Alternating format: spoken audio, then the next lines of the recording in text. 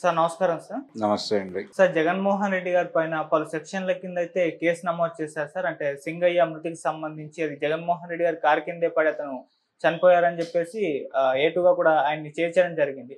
So దీనికి సంబంధించి మరి లీగల్‌గా ఏం జరిగే అవకాశం ఉంది? అండ్ దీన్ని ఎక్కువగా పెద్ద మొత్తంలో జగన్మోహన్ రెడ్డి గారు ఇది అన్నట్టుగా వీడియో మొత్తం కూడా సర్క్యులేట్ చేయడం చూస్తూ ఉన్నాం సార్. మరి ఇది ఎటువంటి ప్రభావం జగన్మోహన్ రెడ్డి గారిపై చూపించే ఛాన్స్ ఉంది? దీనికి సంబంధించి మీరేం చెప్తారు సార్? అంటే ఎట్కూరు రోడ్‌లో జరిగినటువంటి ప్రమాదం ఇది. సింగయ్య అనే ఒక వ్యక్తి చనిపోయాడు, వృద్ధుడు. వీళ్ళ కాన్వాయ్ పర్టిక్యులర్‌గా ఈయన వస్తున్నటువంటి ఫార్చ్యూనర్ కింద పడి చనిపోయాడు అతను అనేది క్లియర్‌గా వీడియో ఎవిడెన్స్ ఉంది అనేది ఎస్పీ గారు చెప్తున్నారు. గుంటూరు జిల్లా ఎస్పీ సతీష్ కుమార్ గారు చెప్తున్నారన్నమాట. హ్మ్. ఈ ప్రాసెస్‌లోనే నిజానికి దీనికి వాహనాల అనుమతి లేదు. 3 వాహనాలు అని, తర్వాత 14 వాహనాలతో కాన్వాయ్ వెళ్ళినా అడ్మిట్ చేయొచ్చు, కానీ ఇది 50 వాహనాలతో కాన్వాయ్ వెళ్ళటం జరిగింది అనేది ఆయన చెప్తున్న వెర్షన్. సతీష్ కుమార్ గారు చెప్తున్నటువంటి వెర్షను. అయితే ఈ క్రమంలో పేర్ని నాని, అలాగే విడుదల రజనీ లాంటి నాయకులు కూడా ఉన్నారు. వైవి సుబ్బారెడ్డి వీళ్ళందరూ కూడా ఉన్నారు దానిలో. వీళ్ళందరినీ కూడా కేసు పరిధిలోకి తీసుకురావడానికి ఏదో ప్రయత్నం జరుగుతున్నట్టుగా వార్తలైతే బయటకు వస్తున్నాయి. కానీ నిజానికి ఈ సంఘటనకు సంబంధించి జగన్ని చూడటానికి, లేకపోతే జగన్తో తమ ఇబ్బందులు చెప్పుకోవడానికి కావచ్చు, ఏదైనా కావచ్చు, జనం రోడ్డు మీదకి రావటం అనేది ఒకటి జరుగుతుంది. రెండోది కార్యకర్తలు కూడా మొబలైజ్ చేస్తారు. అంటే మాబ్ మొబలైజేషన్ అనేటువంటి ఒక కార్యక్రమం అనివార్యంగా జరుగుతుంది. అంటే నేను వచ్చాను, అక్కడ జనం లేరేంటి, నిర్జనంగా ఉందేమిటి అంటే పొద్దున్న నాయకుడు లోకల్ పార్టీ లీడర్స్ని నిలదీసే ప్రమాదం ఉంటుంది. అందుకని వాళ్ళు కూడా మొబలైజ్ చేస్తారు. అయితే ఉన్నటువంటి ఏరియా, దానికి లిమిటేషను, ఈ వెహికల్ మూమెంటు, దానికి సంబంధించిన ప్రాపర్ కేర్ తీసుకోకపోతే చాలా సందర్భాల్లో ఇలాంటివి జరుగుతాయి. ఇప్పుడు రాజకీయ సభలు జరిగినప్పుడు అక్కడ వేదికలు కూలి జనాలు చనిపోతూ ఉంటారు చాలా సందర్భాల్లో. ఈ మధ్య కాలంలో కూడా చూసాం మనం. తెలుగుదేశం పార్టీకి సంబంధించిన ఒక వేదిక కూలింది. మరి వాళ్ళ మీద క్రిమినల్ కేసులు పెట్టి ఇదే లెవెల్లో హడావిడి చేశారా అనేది ఒకటి చూడాలి. ఇలా జరుగుతాయి. అప్పుడు అంటే చాలామందికి కొంచెం ప్రామినెంట్గా గుర్తుండే విషయం ఏంటంటే, గోదావరి జిల్లాలో రామారావు గారు ఎన్నికల ప్రచారం చేస్తూ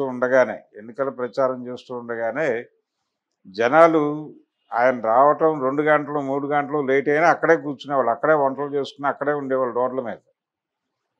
ఆయన ఏం చెప్తాడో వినటం కోసం అలా వెయిట్ చేసేవాళ్ళు జనాలు ఓపికగా.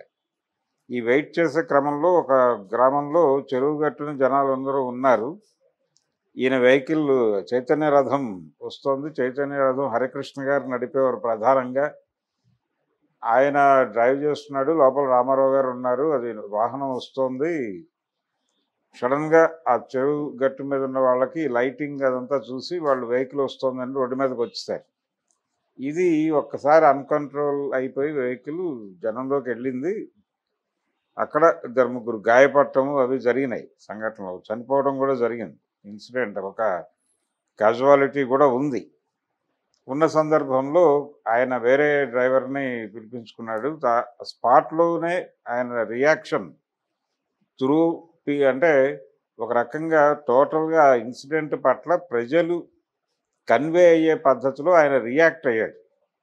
ఆ రియాక్షన్ వలన ఆ సమస్య అక్కడితో సమసిపోయి అది ఒక ప్రచారంలోకి తీసుకెళ్ళాలి, అవతల వాడి మీద దాడి చేయడానికి ఒక ఆయుధంగా వాడుకునే అవకాశం అవతల పార్టీ వాళ్ళకి ఇవ్వకుండా దాన్ని అక్కడే సద్దుమణిగేలాగా చేయగలిగాడు ఆయన.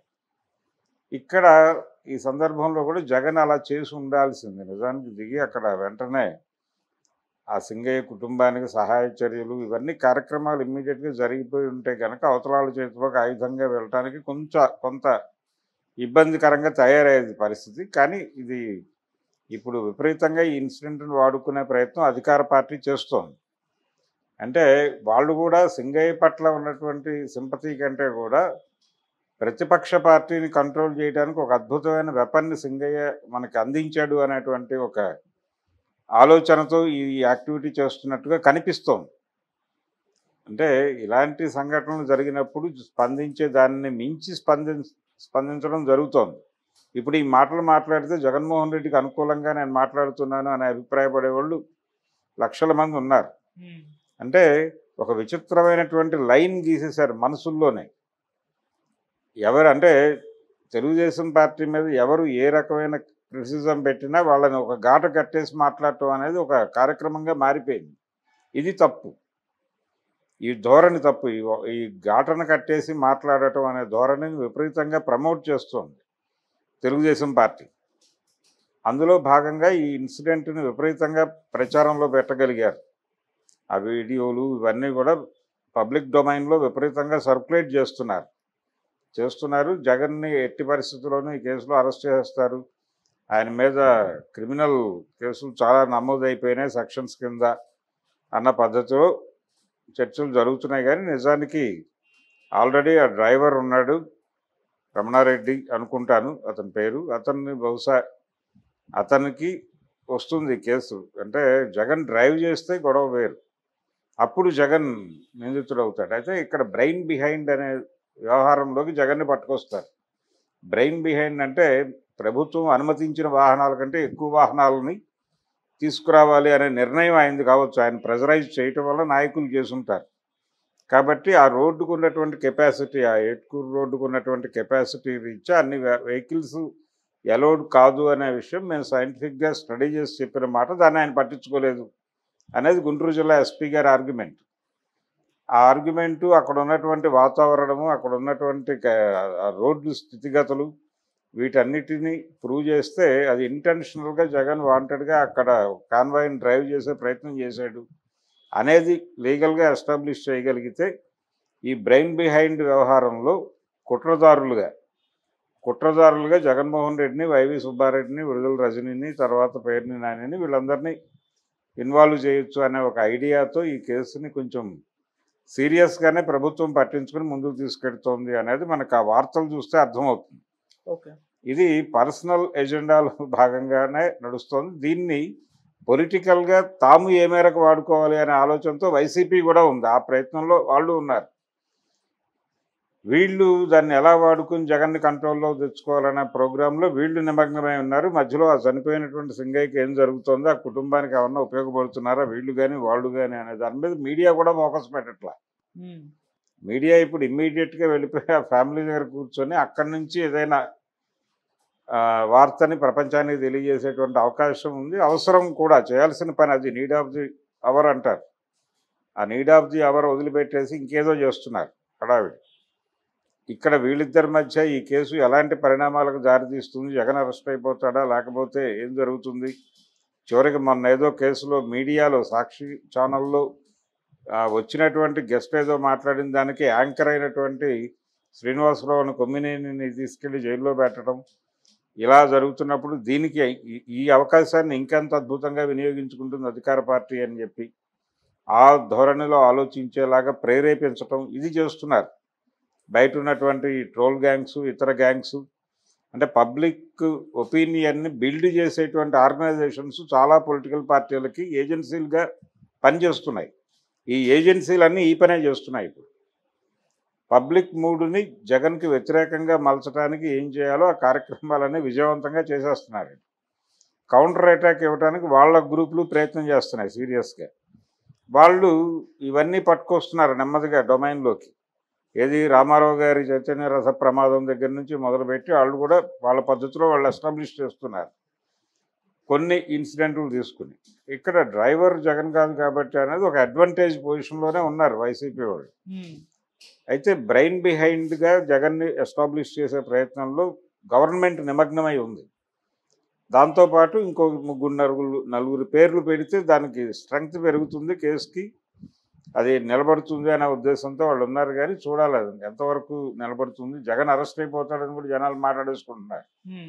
అయిపోయింది, 307 కాదు 302 కింద బుక్ చేస్తారన్న పద్ధతిలో జనాల్లో ఒక చర్చ ఉంది. ఈ చర్చలు ప్రేరేపించే పద్ధతిలో వార్తలు సర్క్యులేట్ అవుతున్నాయి. కేసులు ఫ్రేమ్ అయినాయి, సెక్షన్స్ పెట్టేశారు, అయిపోయింది. వాళ్ళు అంటే ఎఫ్ఐఆర్ అనేది చేసి తీరాల్సిన అగత్యం ఉంటుంది కాబట్టి చేశారు.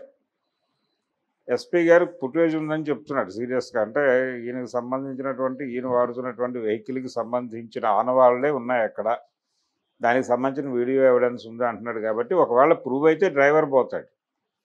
బ్రెయిన్ బిహైండ్ అన్నప్పుడు జగన్మోహన్ రెడ్డి గారికి కూడా అట్రాక్ట్ అవుతుంది. కానీ ఏ మేరకు దాన్ని ప్రూవ్ చేయగలరు అనేది చూడాలి. దాన్ని ఎస్టాబ్లిష్ చేయడానికి వీళ్ళ దగ్గర ఉన్నటువంటి ఆధారాలని కోర్టు ఆధారాలుగా గుర్తిస్తుందా లేదా అనేది చూడాలి. ఓకే. అందుకని జగన్కి కొంత ఇబ్బందికరం. దీన్ని ఇంత ఇబ్బందికరంగా మారకుండా చేసుకునే అవకాశం ఉంది, కానీ దాన్ని ఆయన వినియోగించుకోలేదు. జగన్ దగ్గర ఉన్న ప్రాబ్లం ఏంటంటే ఆయన ప్రజలకి ఒక నాయకుడిగా అలా కనిపించాలనుకుంటాడు పై ఎత్తున తప్ప జనంలో కలిసిపోయేటువంటి కండిషన్లో కనిపించట్లేదు. ఆయన యాక్సెస్ ఇవ్వట్లేదు ప్రపంచానికి. ఇప్పటికీ ప్రతిపక్షంలోకి వచ్చిన తర్వాత కూడా ఆయన అదే ధోరణిలో తన చుట్టూ కంచె కట్టుకుని బతికేస్తున్నాడు. ఈ కంచెకట్టుడు ధోరణి పోతే తప్ప ఆయన జనంలోకి వెళ్ళలేడు. జనం ఇష్యూస్ ఆయనకు తెలియవు, ఆయనకు కూడా జనాలకు తెలియదు. ఒక దారుణమైనటువంటి కమ్యూనికేషన్ గ్యాప్ అక్కడ ఓటర్కి, ఆంధ్రప్రదేశ్లో ఉన్న ఓటర్కి జగన్మోహన్ రెడ్డికి మధ్య ఒక తీవ్రమైన కమ్యూనికేషన్ గ్యాప్ ఏర్పడిపోయి ఉంది. ఆ గ్యాప్ను తొలగించుకోవడానికి ఏ రకమైన ఎఫర్ట్లు జరగట్లేదు. అది జరగనంత కాలం వీళ్ళు ఇష్టం వచ్చినట్టు ఆడుకుంటారు.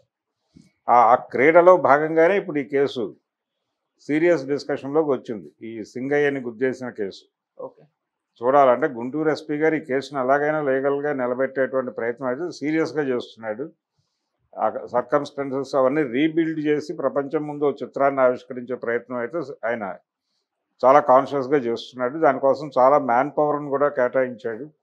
చూడాలి ఎట్లా ఎస్టాబ్లిష్ అవుతుంది కేసు, లీగల్గా ఏ మేరకు జగన్ని బైండ్ ఓవర్ చేయగలరు అనేది చూడాలి. సార్, దీనిపైన జగన్మోహన్ రెడ్డి గారు కూడా నిన్న ప్రెస్ మీట్ పెట్టి మాట్లాడారు. అందులో 3 అంశాలు అయితే లేవదీశారు. ఒకటేంటంటే భద్రత సరిగ్గా ఇవ్వట్లేదు ప్రభుత్వం. ఇక్కడ కూడా అదే కనిపిస్తుంది. ఆ కారు చుట్టూ ఒక థ్రెడ్ ఉండాలి, ఎవరు జనాల కార్ దగ్గరికి రాకూడదు, ఆ రకమైన భద్రత ఎటువంటి ఇవ్వలేదని ఒకటి లేవదీశారు. రెండవది ఏంటంటే ఇది ఈ స్థాయిలో మీడియాలో ఇంత ప్రొజెక్ట్ చేస్తున్నారు, కేవలం వ్యక్తిత్వ హననం చేసేందుకే, నా క్యారెక్టర్ ఇది అన్నట్టుగా ప్రొజెక్ట్ చేసేందుకే జరుగుతుందని రెండవది. మూడోది ఏంటంటే టీడీపీలో అంతకుముందు క్యాంపెయిన్లు చేసినప్పుడు ఇటువంటి జరగలేదు, అప్పుడు వాళ్ళు ఏం చేస్తారని క్వశ్చన్ చేశారు. ఈ రకంగా అదే 3 ఇవే జరుగుతాయి, ఇవే మాట్లాడతాడు ఆయన. అయితే దానిలో కీలకమైన అంశం ఏంటంటే సెక్యూరిటీ ప్రొవైడ్ చేయలేదు అనే దగ్గర ఈయన ఆర్గ్యుమెంట్ నిలబడే అవకాశాలు తక్కువ. ఎందుకంటే మేము ఆ రోడ్డుకు ఉన్నటువంటి పరిమితి రీత్యా ఇన్ని వాహనాలే అలో చేస్తామని చెప్పామని ఆయన చెప్తున్నాడు గుంటూరు ఎస్పీ. అది ఇన్ రిటర్న్ ఇచ్చి ఉంటారు. ఆ ఇన్ రిటర్న్ లెటర్ ఆయన పట్టుకొస్తే ఈయన ఆర్గ్యుమెంట్ గాలిలో కలిసిపోతుంది, జగన్మోహన్ రెడ్డి ఆర్గ్యుమెంట్. రెండోది జనాల్ని కట్టడి చేయడానికి తాళ్ళు కట్టాలి అనేటువంటి అభిప్రాయం వ్యక్తం చేశాడు ఆయన. తాళ్ళు మీ పార్టీ వాళ్ళు కూడా కట్టొచ్చు కదా, ప్రోగ్రామ్ మీది అన్నప్పుడు మీరు పెడుతున్నారు జనంలోకి. అక్కడ ఒక విగ్రహావిష్కరణకి వెళ్ళాడు ఆయన. ఆ విగ్రహావిష్కరణ ఆ విగ్రహంలో ఉన్నటువంటి నాయకుడి క్యారెక్టర్ మీద అక్కడ గొడవ ఉంది. అతను ఏం చేశాడు, ఎలా చనిపోయాడు అనే దానికి సంబంధించి అతని చరిత్రకు సంబంధించిన ఒక వివాదం నడుస్తోంది అక్కడ. ఈ వివాదం నడుస్తున్న టైంలో ఈయన అక్కడ ఆ విగ్రహావిష్కరణకి వెళ్ళాడు కాన్షియస్గా. వెళ్ళినప్పుడు వీళ్ళు కదా ఏర్పాట్లు చేసుకోవాల్సింది. ఎవరైతే ఆ విగ్రహావిష్కరణ కమిటీ ఏదో ఉందో ఆ కమిటీ అనేది ఏర్పాట్లను పర్యవేక్షించాలిగా. జగన్ వచ్చినప్పుడు కట్టడి చేయాలి, ఇట్లా కొన్ని బ్యారికేట్లు పెట్టాలి, ఇవన్నీ వాళ్ళు డిజైన్ చేసుకోవాలి కదా. ప్రభుత్వ కార్యక్రమం అయితే వాళ్ళు చేస్తారు. ఎంతమందిని మొబలైజ్ చేస్తున్నారు అనే దానికి సంబంధించి పోలీసులకి ఏముంటుంది అంచనా? లేదు వీళ్ళు ఇన్ రిటర్న్ పోలీసులు ఏమైనా కోరారా భద్రత కల్పించమని? వీళ్ళ లెటర్ పక్కన పడేసి వాళ్ళు ఏమన్నా వ్యవహరించారా? అది కాదు కదా జరిగింది. కాబట్టి ఏకోన్ముఖంగా ప్రభుత్వం మీద దాడి చేయటం, యాక్టివ్ అపోజిషన్ అనిపించుకుంటుంది అనే భ్రమలో జగన్మోహన్ రెడ్డి ఉన్నాడు. అది అందులోంచి బయట రావాలి. అది చంద్రబాబు నాయుడు గారి జబ్బు. ఆ జబ్బును మీరు వంట పట్టించుకుని మీరు ఇష్టం వచ్చినట్టు బిహేవ్ చేస్తే మారిన పరిస్థితుల్లో మారిన ఎత్తుగడలతో వెళ్ళాలి.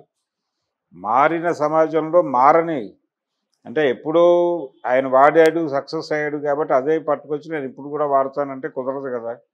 మారిన సమాజంలో సర్కమ్స్టెన్స్ని బట్టి మీ వ్యూహాలు, ఎత్తుగడలు మారాలి. అలా మారినప్పుడు మాత్రమే పబ్లిక్తో మీరు కనెక్ట్ అయి ఉంటారు. అది మర్చిపోయి బిహేవ్ చేస్తున్నాడు అతను. కొంచెం దూకుడుతనము ఇలాంటివి మొన్న ఆ విషయంలో కూడా అలాగే చేశాడు ఆయన. ఒక ప్రెస్ మీట్ పెట్టి ఈ రపరప అనేటువంటి పుష్ప డైలాగ్ని ఆయన 100 సార్లు జనాలతో ఇదే ఏ జాతర అని అడగటం. ఇదంతా అంటే చేయాల్సిన పని చెయ్యాలి. ప్రతిపక్షంగా తను చేయవలసిన పని క్షేత్రంలో ఉండి చేయాలి. ఈ ప్రెస్ మీట్లు, వెటకారాలు ఇవి కలిగించేటువంటి ప్రభావం కన్నా కూడా గ్రౌండ్లో మీరు చేస్తున్న పనే మిమ్మల్ని నిలబెడుతుంది. ఆ గ్రౌండ్లో చేయాల్సిన పని వదిలిపెట్టేసి ఈ వ్యవహారాలన్నీ చేస్తున్నాడు ఆయన. ఒక సినిమా స్క్రీన్ ప్లేలో ఏమాత్రం ప్రాపర్ ల్యాండింగ్తో పాటు కథని ఎక్కడ లేపుతున్నాడు, ఎక్కడ దించుతున్నాడు, దీనికి సంబంధించి ఒక క్లారిటీ ఉండాలి స్క్రిప్ట్ రైటర్గా. క్లారిటీ మిస్ అయితే సినిమా ఎంత గందరగోళంగా ఉంటుందో అంత గందరగోళంగా ఉంది జగన్మోహన్ రెడ్డి గారి గొడవ. ముందు దానిలో నుంచి బయటకు రావాలి ఆయన. బయటకు వచ్చి ఒక ప్రాపర్ పద్ధతిలో వెళ్ళగలిగితే తగ్గాల్సిన చోట తగ్గాలి. జనం ముందు పూర్తిగా సరెండర్ అయిపోయి ఓవర్ యాక్షన్ చేయాల్సి వస్తుంది, చేయాలి కూడా. యాక్షన్ మాత్రమే కదా, స్పందన రికార్డ్ అవుతుంది కదా. ఆయన స్పందన రికార్డ్ చేయటం అనేది ఆయన బాధ్యత జనం సమక్షంలో. చంద్రబాబు నాయుడుకి కాదు, మీ ఎమోషన్స్ మీరు పోర్ట్రైట్ చేయాల్సింది చంద్రబాబుకో లేకపోతే మరొకళ్ళకో కాదు. ఇన్సిడెంట్ జరిగిన ప్రాంతపు ప్రజలు మీ గురించి ఏం మాట్లాడుకుంటారనే స్పృహ మీకు ఉండాలి.